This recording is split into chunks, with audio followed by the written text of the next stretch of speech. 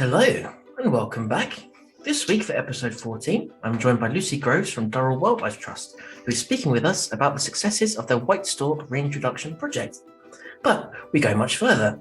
Lucy describes the history of the bird in our islands, as well as some of the bizarre historical beliefs that go with it. She tells us about their fascinating and unique behaviour, why their presence is of such importance, and much more.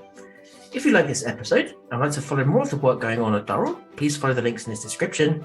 And if you'd like to support us, you can make a donation at restoreourplanet.org or follow us on LinkedIn, Twitter, Facebook, or Instagram. Enjoy the conversation. Hello and welcome back to Restore Our Planet podcast with me, your host, Jack Cole. Here we are for episode 14, and I'm joined by Lucy Groves from Durrell Wildlife Trust. And yeah, Lucy, how are you? Good afternoon. Hi, yeah, I'm good, thank you. How are you? Very well, thank you. Thanks for joining me. Thank you. To kick things off, I thought we should crack on really. So tell us about the Stork reintroductions, that work that you've been doing. Yeah, so I'm the project officer for the White Stork project, which is based here in Sussex. And the project began in 2016. And we've been working on restoring a population of breeding white storks. And the aim is to have 50 breeding pairs here in the southeast of England by 2030. Fantastic. And tell me a little bit why these are so significant, these introductions. So the white storks are a native species. They were here, last nesting record for this species is over 600 years ago. They would have been fairly widespread, quite commonly seen, and sort of sporadic breeders. We're quite north of their range. But yeah, so one of the reasons for reintroducing them is not only to restore a missing species, but to use them as an emblem for nature connection and for rewilding, because they're such an iconic species. Fantastic. And so what caused their decline in numbers? So the history isn't hugely known as to why we lost them completely. A lot of it is down to their breeding ecology. So they're really faithful to their nesting sites, with pairs returning to the same nests every year. And they have something called natal philopatry, which means that they will return to where they've hatched as well. So once you lose those breeding colonies, then they will return, but they don't return to breed. So what we think happened is that they were wiped out due to a number of things. They were hunted. They appear on banquet lists in the medieval times, and they were persecuted quite heavily as they were seen as a sign of rebellion during the civil wars. So we think that they were stamped out during that time to kind of push down the rebellion.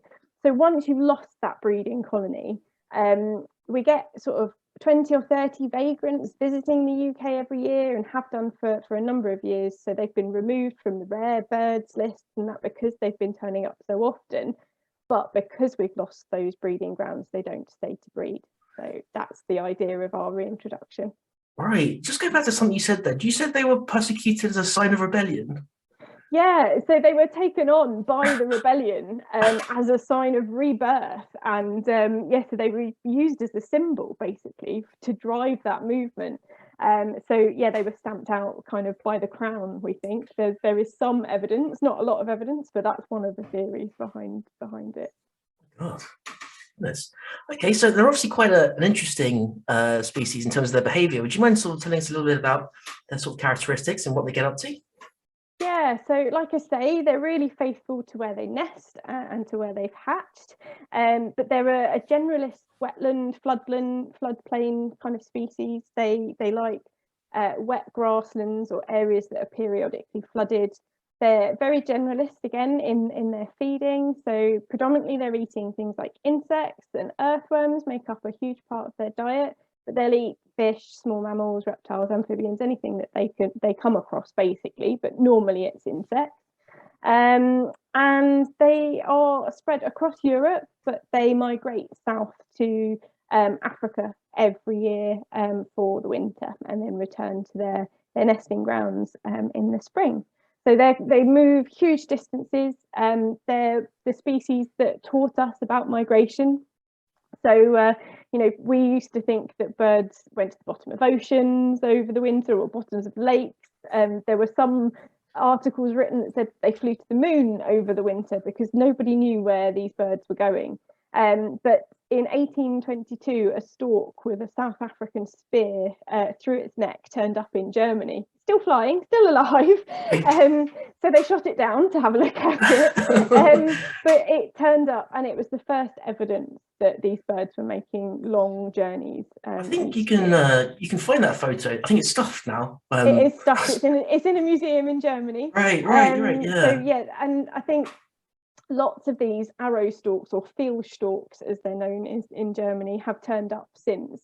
But so they basically taught us about migration, which is pretty cool. Brilliant. I've also heard that they like mimicking machine guns.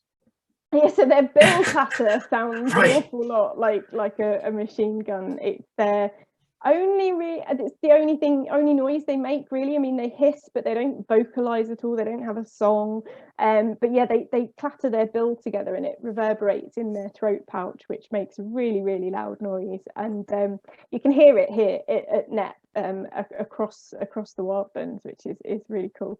And is that their form of singing? Why do they do it? Yeah, basically. So they use it to pair bond. So both the male and female do it. But they'll do it together. So they throw their heads right back and do this bill clattering display, but they do it as a threat display as well. But just from a couple of days old, the chicks learn to do it too. So the chicks do it to the parents, which is really sweet. Brilliant. And it's my understanding they also love the nesting on people's chimneys and roofs. Yeah, so across Europe, that's their main sort of area for nesting these days. So on the tops of buildings, in areas of Poland and across France and Germany, they're really, really popular. People absolutely love them, and they actually put platforms on their roofs to encourage the storks. We had a Polish film crew come and have a look at the storks when they nested for the first time. And the Polish lady, she said, in their village, every roof had a stork platform and had a stork nest. People get really attached to their individual storks because they return each year. And she said, if you didn't have a stork nest on your roof, then there's something wrong with your family. It was very bad luck to not have a stork nesting on your roof. So. Oh, brilliant. Yeah, it's really ingrained within their culture. And that's something that we're hoping, to get going here again in the UK. I mean, even though they haven't been here for a long time, we all know what a white stork is. We all know what a stork looks like. And we all know that storks bring babies. It's still very much within our culture, less so, but it's still there. Absolutely. Okay, so what role do they play in the ecosystem? What's their what do they bring? Yeah, so I mean, within the ecosystem, I mean, they're not ecosystem engineers. They're not going to completely change an area like, say, a beaver, but they're part of that wetland ecosystem. They're eating various insects, but their nests themselves create these own little ecosystems. So in the large nests across Europe, there are actually other species use those nests. So things like house sparrows, tree sparrows, and Spanish sparrows have all been noted to live inside stork nests, even whilst they're occupied by storks. And other things like parakeets and kestrels and all sorts of things. And also those nests can hold up to over 100 different species of plant seeds within them from where they're collecting materials. So the nests themselves provide quite a big part of an ecosystem. Yeah. Okay, would you mind telling us a little bit about their sort of breeding cycle and their sort of behavior around reproduction? Yeah, so the storks, I mean, roughly about now, they're returning to their nests, and they are rebuilding and repairing those nests. The same nest will get used again and again, and it gets bigger and bigger and bigger, taller and taller as they keep adding to it. I've seen an image of one which is over 2 meters deep, which is pretty cool. And the male generally returns first. A week or so later, the female will return. They'll re-establish their pair bond with lots of displaying, and then start repairing and building on that nest. And they can mate up to 300 times within a season. A lot of that is to do with the pair bonding, and it's also to let everybody else know that it's their nest and it's their territory.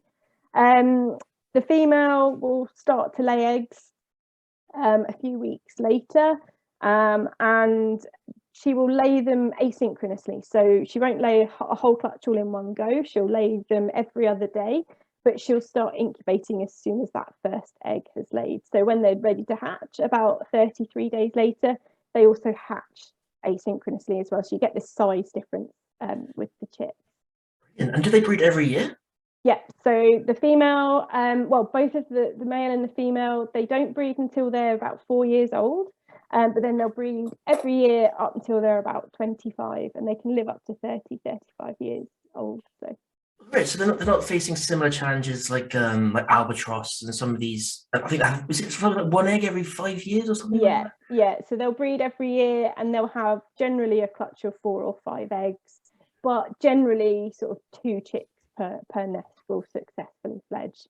Okay. The thing with the storks is because they're a migratory species, that first year, that first juvenile year, is the most critical stage, and that is when the highest mortality rates are. So only 30% of wild hatched juvenile white storks will make it past their first year, and that's mainly due to the migratory routes that they have to take. Right, I had someone on a podcast a couple of weeks ago talking about the sea turtle survival rate, and it's a lot better being a stork. It sounds like I think the sea turtles are like 1 in 10,000 or so. So the storks they're on their way. It's okay. It's not looking they're doing all right. Yeah. Okay, fantastic. Okay, so we've been talking about the reintroductions. Would you mind telling us a little bit about the sort of challenges? Maybe you've had some pushback or some unexpected sort of obstacles. Yeah, so I mean, the main thing with the storks and quite a lot of other reintroductions happening in the UK it is the pushback. You know, should we be spending money on reintroducing these species, or should we be focusing on species that are already in decline? And one of the things that we feel with the storks is that we can use them as a flagship, as an emblem for wetland creation, wetland restoration, which therefore helps other lesser obvious species. You know, using these large charismatic species to drive other conservation is something that I think works really, really well. And yeah, I think it's a great way of doing it and getting, you know, the little brown jobs that don't quite get the fuss that they deserve, but using a larger, more notable species to be able to drive that conservation, I think is something that can work really well if it's done right. Brilliant. I have a bit of a silly question. Birds fly away. What's to stop these storks when you're reintroducing them just taking off? Yes, so there's nothing really to stop them. I mean, that's the thing. And with a migratory species as well, it's are they going to come back? So we're doing the reintroduction in a very set way. We're following the methodology that was pioneered by a Swedish reintroduction for white storks, and it's 3-phased, and it is quite a long process. So the first phase is to have a static population of these white storks, and we do that by using rehabilitated but injured birds from the wild. So from Poland, we had a number of birds come. We've got 3 release sites here in the southeast of England where we've got these birds. So they're birds that cannot be released back into the wild because they can't fly anymore, basically. Most of them, due to injuries in the wild, are missing wings and things like that. So they act as a magnet for any other birds that might be passing over. And within just a couple of months of having one of these small populations at Knepp, we had 2 wild birds land in the enclosure. So it's a big 6-acre open-topped enclosure where these birds are living. So, you know, they've got a fantastic range of habitat in there, and it's a really, really lovely place for them to be. And they act like that magnet for any that might be passing over. They'll also act as a breeding colony as well once they hit sexual maturity, and any of their juveniles will be able to fledge themselves from that enclosure. The second phase is to have a resident but free-flying population. So these are birds that, again, they've been rescued from the wild, rehabilitated, but can fly. And we hold them in pens for 2 winters before we release them, and that basically hefts them to the area. They think it's a really good place to be, and although they can explore, and they do generally go and explore, they'll return to the area, and they form our resident breeding population that we now see at Knepp, where we've got a number of the pairs actually breeding in trees around the estate. And then the third phase is to establish that migratory population, and that's releasing these captive bred first-year juveniles. So these juveniles are captive reared at Cotswold Wildlife Park, one of our partners. They breed them, and then they come to the release site for a couple of weeks before we release them. and then they'll stay for a little bit, but then they have that urge, despite being reared in captivity, they have that urge to migrate south for the winter.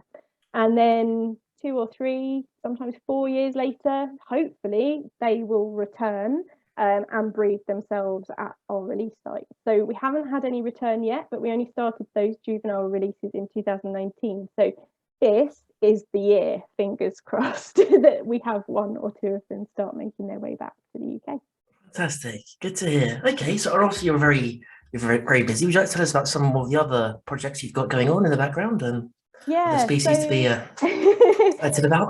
Yeah, so I mean, I work as the project officer, but the overall project lead for the White Stork project. And I'm actually the UK programme manager for Durrell Wildlife Conservation Trust, who is one of the main partners within the White Stork project. So I now manage all of our UK programmes, which are very few at the moment. Mainly the Storks is the main thing. It's our very first UK project. We work around the globe with other threatened species, saving species from extinction. But at the moment, one of the other projects I'm working on in the UK is an English wildcat reintroduction, hopefully. But it's in very, very early stages. All of the projects that we're involved with are, we have huge, big feasibility studies going for them to see if they're actually feasible. So looking at the ecology of the species and looking at all the possibilities, basically. So yeah, it's in the research phase at the moment. Fantastic. And how do wildcats behave? Obviously, they're not house cats, but what distinguishes them? Sorry, from sort of regular tabby.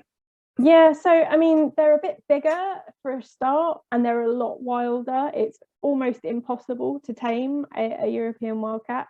They have slightly longer teeth and longer claws, and they are amazing hunters, and they'll be hunting things like rabbits and birds and stuff like that. But yeah, quite different to your average tabby cat, really. They're quite a bit bigger, but you can mistake them, but it's a lot to do with their coat and the markings on them that distinguish them from normal cats. Okay, and just onto Durrell quickly. What makes Durrell stand out a little bit from other sort of organisations and foundations out there? So a few of the things that I think make Durrell stand out is their absolute passion for saving species from extinction, and the long-term sort of outlook on the projects that they work with. So I think a lot of conservation is obviously all driven by fundraising that's available. So a lot of organisations and projects run for 3-5 years. Durrell, we look 10, 20, 30 years. Some of the projects that we've been working on in Mauritius, we've been working on for decades. And I think it's that long-term outlook that really sets them apart. And it's the fact that we don't just swoop in, do it and leave again. We're kind of in it for the long haul, which I think is really good. But also, they're just such a dedicated organisation. And personally, for me, they're such a fantastic team to work for. It's like a big family, which is really nice. Yes. You mentioned the Mauritius. Is that pink pigeons? So pink pigeons and the Mauritius kestrel. Yeah. Right, because I had someone on a couple of weeks ago who said they saw half of the entire pink pigeon population in Mauritius in one tree. I think they went down to 5, I think it was.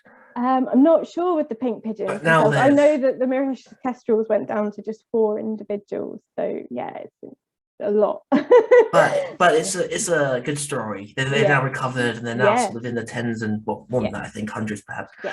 Good. Okay. So there you've mentioned sort of Durrell's kind of sort of future-looking vision. What would you like to see over the next sort of 10 years or so with this kind of work and reintroductions and wilding? And obviously, I know you're at NEP, which is a very famous centre for all this kind of stuff.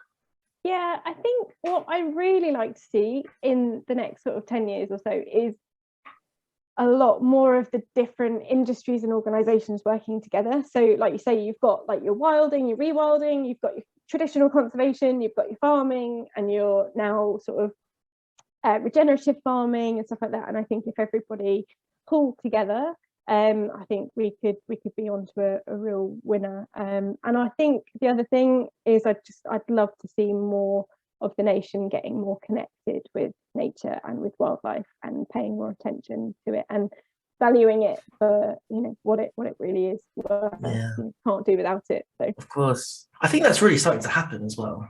it is, yeah. I mean, I think especially with COVID and all the lockdowns, you know, I've been working in nature conservation and public engagement for years and trying to get people outside, and all we had to do was shut them in for a few months, and now they're all desperate to get out. But it's nice to see more people out and enjoying walking and, you know, looking at nature. And I just hope that continues, and that trend kind of continues that way. Absolutely. Okay, Lucy, if people want to sort of find your work or support you or hear what's going on with Storks, where can they find you? Yeah, so you can find us at thewhitestalkproject.org, or you can find us on Twitter at Project Stork. So yeah, I do all of the social media and the website. And hopefully in the next couple of weeks, we should have some exciting news coming out as well. But that's all I can say for now. Fantastic. Lucy, thank you for your time. That's all right. You're welcome.